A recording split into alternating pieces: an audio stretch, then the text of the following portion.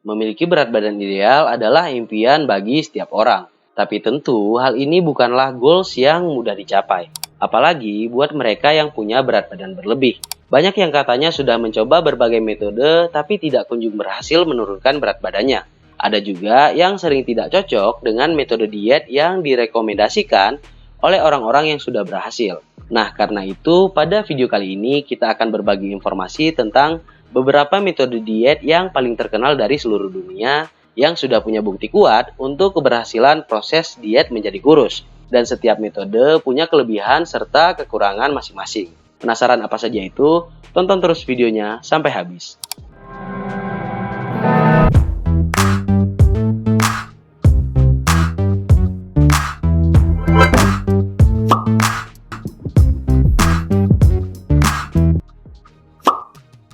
Metode diet pertama adalah metode diet rendah karbo, atau yang juga sering disebut diet keto. Acuan utama dari metode diet rendah karbo adalah membatasi konsumsi harian karbohidrat hanya sekitar 20-150 gram per harinya. Tujuan utama dari metode ini adalah ketika tubuh tidak memiliki karbohidrat yang cukup, maka sel-sel lemak yang tertimbun akan dipakai untuk sumber energi utama.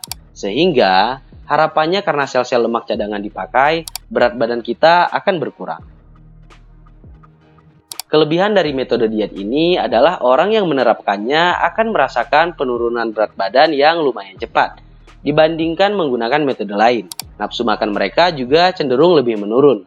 Tapi kekurangannya, diet ini hanya cocok bagi sebagian orang saja. Sedangkan sebagian lain yang mencoba mengatakan hidup mereka terasa super melelahkan, lemas sepanjang hari, dan sering tidak fokus.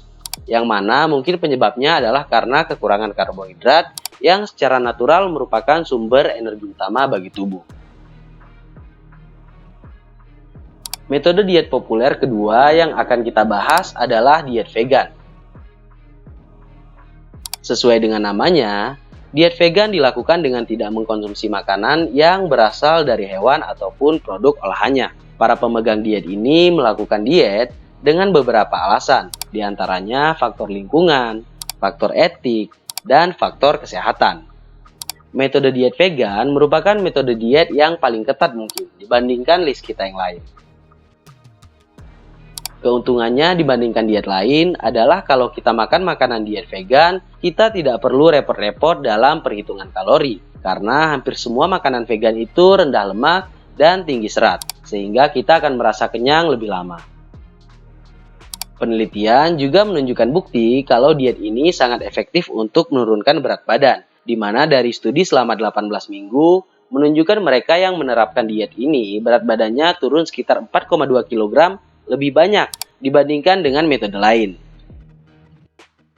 Tapi kekurangan dari diet vegan adalah ada risiko tubuh kekurangan mineral tertentu yang biasanya didapatkan dari makanan hewani seperti vitamin B12, vitamin D, zat besi, kalsium, zinc, dan omega 3. Jadi ada beberapa penyakit yang resikonya akan lebih tinggi pada orang-orang yang menerapkan diet vegan.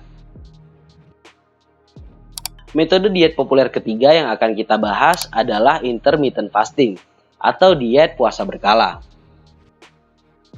Sesuai dengan namanya, metode diet intermittent fasting ini membagi waktu kita makan dengan puasa. Ada beberapa variasi dari metode diet puasa ini, dan dua yang paling sering dipakai adalah metode 16/8 dan metode Eat Stop Eat.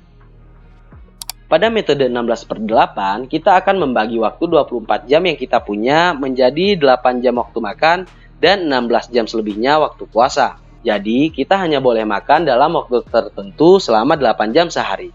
Penentuannya sih bebas. Misalnya, kalian bisa pilih dari jam 7 pagi sampai jam 3 sore untuk jam makan kalian. Dan jenis makanannya juga bebas, sejauh tidak berlebihan dan tidak sepenuhnya makanan tidak sehat. Sedangkan 16 jam kemudian, kita akan berpuasa dan hanya diperbolehkan untuk minum air putih. Kemudian, ada variasi Eat Stop Eat. Pada jenis ini, kita akan membaginya per hari. Jadi, misalnya hari ini kita boleh makan seperti biasa selama 24 jam. Tapi hari berikutnya, kita akan full puasa juga selama 24 jam. Nah, karena metodenya yang dinilai lebih mudah tanpa harus membatasi makanan-makanan tertentu, banyak yang cocok dengan diet ini. Walaupun efek dari berat badan menurun biasanya tidak dirasakan dalam waktu cepat, tapi diet ini sudah terbukti efektif dan bagus untuk mencapai BB ideal tanpa harus menyiksa tubuh. Cuman, ya seperti yang sudah kita bahas, setiap metode punya kekurangan tersendiri dan tidak semua orang cocok dengan diet intermittent fasting. Keadaan puasa yang secara tiba-tiba menurunkan banyak komponen penting dalam tubuh, sehingga bisa tidak diterima dengan baik oleh tubuh dari beberapa orang dan malah menjadi sakit ketika menjalankan diet ini. Metode diet populer keempat yang akan kita bahas adalah Ultra Low Fat Diet atau diet super rendah lemak.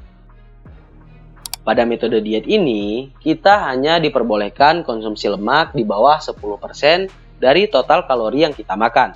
Metode diet ini biasanya mengkonsumsi sekitar 80% karbohidrat, 10% protein, dan kurang dari 10% lemak setiap hari.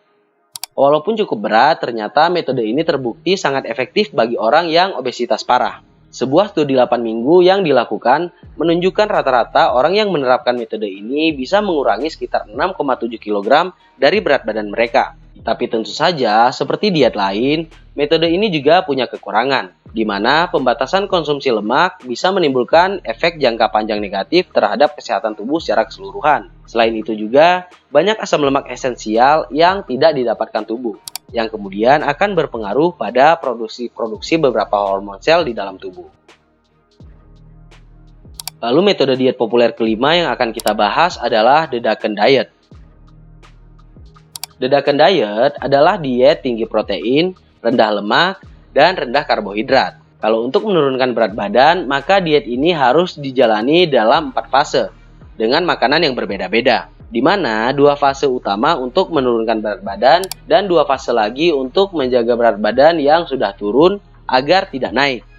Durasi dari lamanya kita harus menjalankan diet Daken, masing-masing fase tadi tergantung dari target berat badan kita yang kita inginkan. Semakin tinggi target turunnya, maka semakin lama kita harus menjalankan 4 fase diet tadi.